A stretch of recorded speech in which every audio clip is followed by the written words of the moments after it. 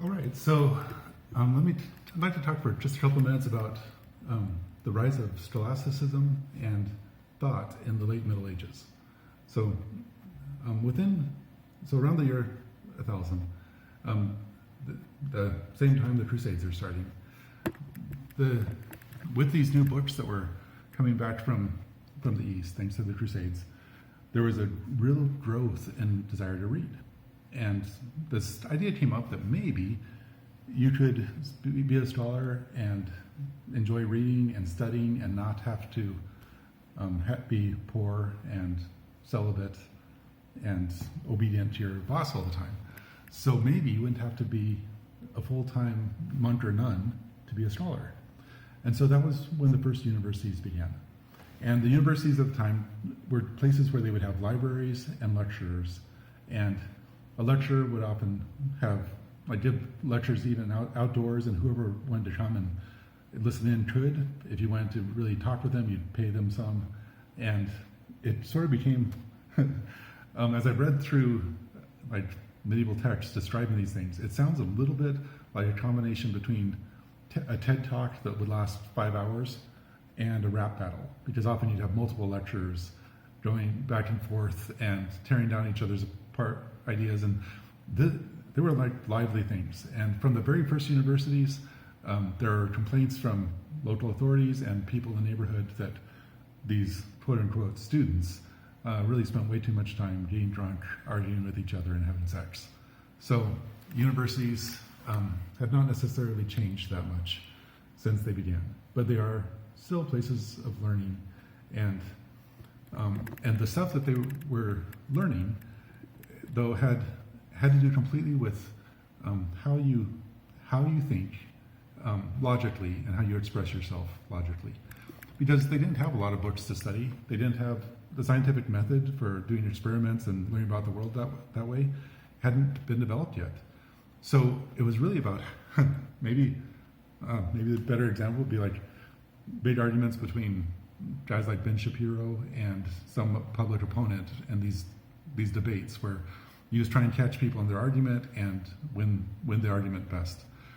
And that led to this movement called Scholasticism, which was the more serious type of that, not just the public show, but the idea of what if the Bible was true, and if these saints who have written all these books through the years really did have insight into who God is and nature and the nature of the world and humans, then we can really study them, especially the Bible, and find all the answers that we need from the Bible.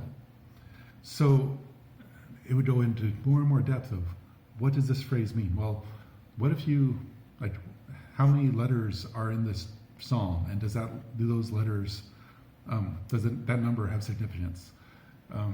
Looking for secret codes in the Bible. It's not how you read a book, but that's when that type of thing really started coming up with, and it was influenced a lot by Hebrew thought and Hebrews or Jewish scholars who had been doing this type of thing in Jerusalem for a long time, and in Jerusalem and all over the Middle East, and they had taught this type of reasoning to Muslims.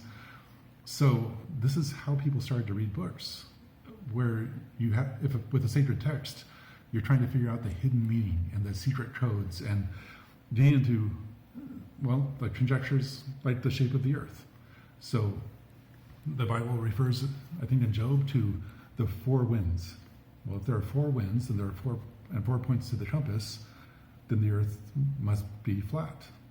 And that's when really the first time that people started to say the earth was flat. They had known back 300, 400 BC, there were Greek scholars who had convincingly argued that the earth had to be round because of how things like how shadows move, looking at eclipses and the shape of the moon, or the shape of the earth's shadow on the moon, things like that.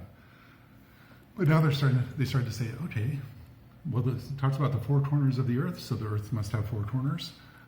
It talked about heaven being God's tabernacle, so let's look at the tabernacle designs in the Old Testament. The tabernacle was the tent where God came and met his people. Let's look at that and make a model of the cosmos based on the tabernacle. And they tried all these types of very pursuing thought and pursuing ways of knowing just based on logic. And that led to things like St. Anselm's, probably St. Anselm's ontological proof for the existence of God. So I'll walk you through this. This is when students ask me, can you prove that God exists? Logically, yes. Here's the argument. So you start with the premise, start with the definition of God. So what is God? And if you come up with an answer like, well, God's the creator. Okay, what else? What else? And if you limit this idea, you end up with a demigod. So God has to be something that's not like Thanos and the Avengers. Like Thanos ends up having all the power, but he's not all good and he's not all wise. So you get beaten. You end up getting things like the Greek gods. Unless God has all the power, all the knowledge, and all the goodness, and is the first thing to have all this, then there's something better. And so you end up with this definition of God is the thing that nothing can be better than. God is infinite. He's all these attributes that you named. You think of the best of all possible things, and that's God. That's the working definition. Okay? So, and they would argue this, like, if you say God's limited in some way, that's not the God the Bible's talking about.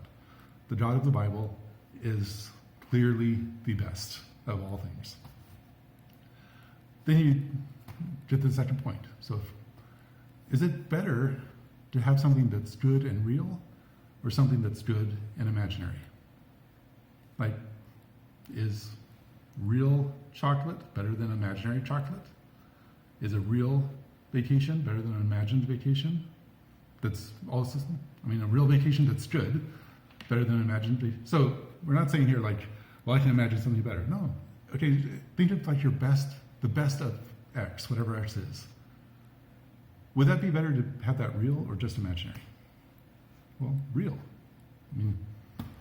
Hope is great, but hope that never comes true is not so fun. So it's better to have something that's real. And then that's the proof. If God is the best of all things, in reality, real good is better than imagined good, then God must be real. Okay, you can pause here, think about it, argue with it, but it works.